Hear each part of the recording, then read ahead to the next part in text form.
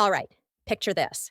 Me, a girl with zero surfing skills, a small budget, and a dream to experience Costa Rica without going broke.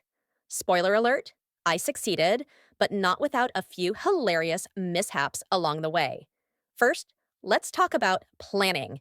I had exactly $1,500 for a 10-day trip: flights, food, lodging, the whole shebang.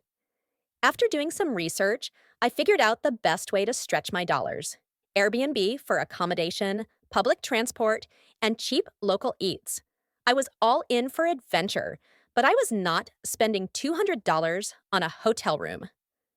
Flight tip: I found a great deal on flights by booking early and traveling off peak. I snagged my round trip flight for $400, which left me with plenty of cash for the fun stuff. Arriving in Tamarindo felt like stepping into a postcard: perfect beach, sunny weather, and people surfing like they were born on boards. So naturally, I thought, I'm gonna learn to surf. Here's what I didn't know: surfing is hard, especially when you have zero coordination. The first time I tried, I spent more time eating sand than standing on the board. I felt like a fish out of water. But it was $30 for a 2-hour lesson, and I wasn't giving up. By the end of it, I caught one tiny wave and actually stood up for 5 seconds. I was ready to call myself a pro until I saw a 6-year-old kid absolutely crushing it next to me. Humbling, to say the least. Next up, the wildlife. Costa Rica is basically a zoo with free admission. On a jungle trek in Manuel Antonio National Park, I had the pleasure of being up close and personal with a sloth. Yes, they really do move that slowly.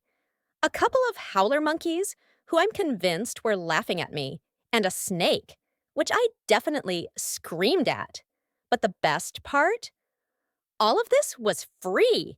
The only thing I paid for was the $12 entrance fee to the park. And trust me, it was worth every penny. And food? Don't even get me started. $5 for the best ceviche I've ever had? Yes, please. I ate like a queen without spending much. There were so many local spots where I could get rice and beans, called gallo pinto, for under $8.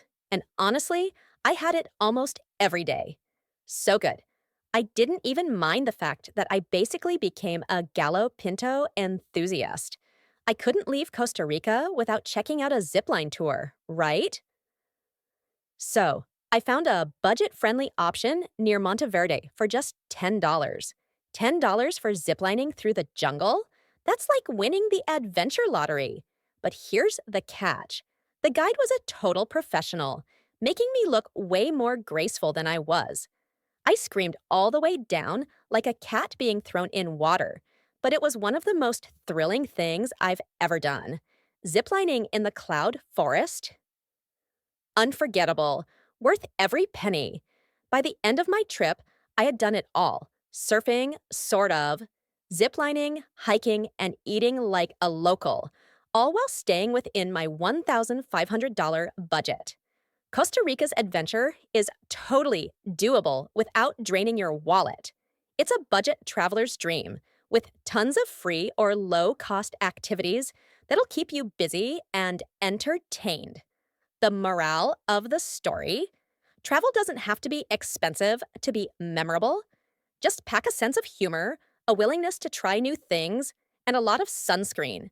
Trust me, Costa Rica will steal your heart and your stomach, thanks to the endless delicious food. Ready to live the dream in Costa Rica? Trust me, you'll have the time of your life, and probably a few hilarious stories to tell.